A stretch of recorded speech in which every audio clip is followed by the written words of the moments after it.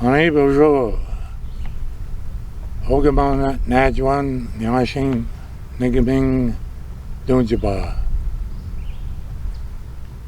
I'm going to take the time today for the recent updates on where we're at in regards to the COVID-19 pandemic.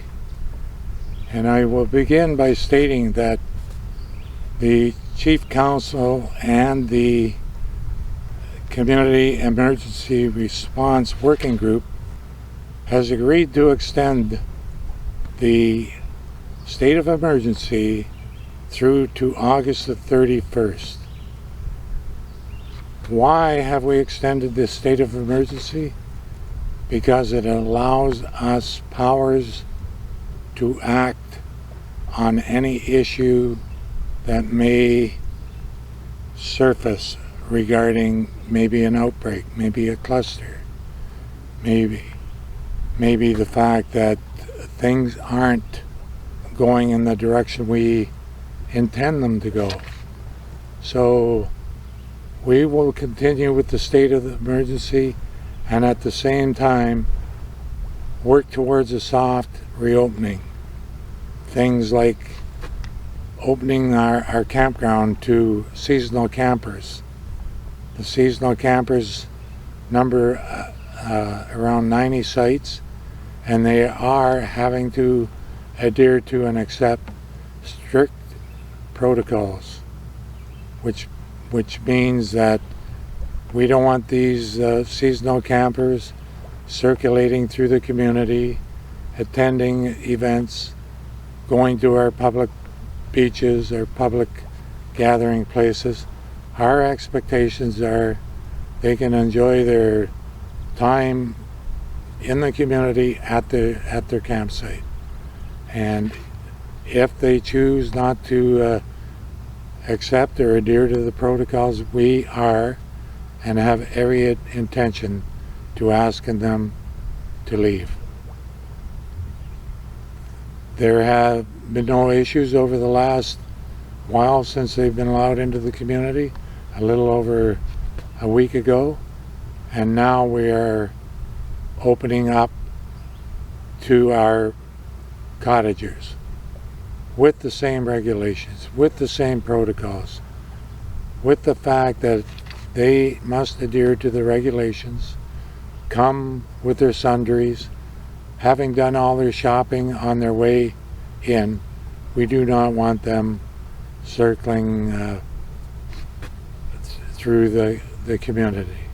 They are allowed to enjoy the lot that they've leased, to enjoy their time with their family, and to respect the fact that we are still in a pandemic and that we have done really well because we do have regulations, we do have protocols, and we do expect our visitors to respect our community. That is why the state of emergency has been extended to August 31st. That is why we continue to have only one access into the community. That is why we will still continue to monitor people coming in. So I just hope that this explains, clears the water a little bit for our community members. I would also like to take the time to discuss a situation that is confronting our community, and that is the people that are going on their journeys way too early. And why? Because we have a drug problem in our community. We have opioids in our community. We have people that choose to deal to community members, and we have suffered. And families are suffering. We are going to hopefully work towards having people charged, and they will have their time in a court of law. And if found guilty, there are going to be strict penalties from chief and council and community, even to the point of banishment. This has to stop. Tomorrow we bury another young man who is on his journey way too early in life. Over the last 4.5 months, we've had 3 deaths from overdoses. It's going to stop, and we are going to work together as a community. We can't leave it to chief and council. We can't leave it to the police. But who we can leave it to is us, the community. When we ask for people who come to me and say, when are you going to and how are you going to shut the dealers down? We have to work together. We have to have people who are willing to be brave enough to stand up and work with us and point out these people who choose to work in the opioid trade. Let's not point fingers. Let's realize that it is a real issue, that families are being severely impacted. Let's work towards shutting these people down and yet allowing them their time in court. If found guilty from the charges they will face strict penalties from the community. I want the membership to work with us on this.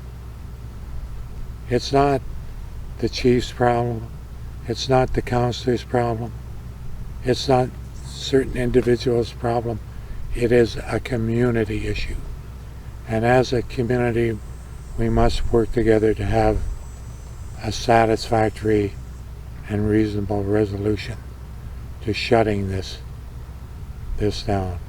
We have to work towards offering assistance to those that are using and provide them avenues to wellness.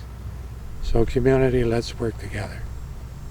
Let's stop the finger pointing. Let's stop the blaming. Let's make it happen that we want a healthy, wholesome community, and it will happen. Miigwech for listening to that. It's not a rant. It's reality. It's what we're facing. It's what we have to resolve. And we can do it together. Miigwech. Community, going forward, what we can do as a community to keep each other healthy and safe is don a mask. Don a mask when we have to, be in areas that we can't have a lot of space like this. I'm out into the wild along our shoreline here. I can function. I have nobody within 6 feet of me, but I am going back to the band office. And when I enter that band office, I do enter with a mask on. Here is my mask. And I will be meeting with council members who in the chambers also will be with masks on, keeping each other safe while we work together. We don't do it, I don't do it for me, I do it for us. If I can in any way lower the odds of a virus spreading, I believe it is an obligation and responsibility that I will take gladly. And I know yous will, and too. So, miigwech again. Let's work together. We've done great to this point, and we will do great going forward as we enter the new norm. Miigwech.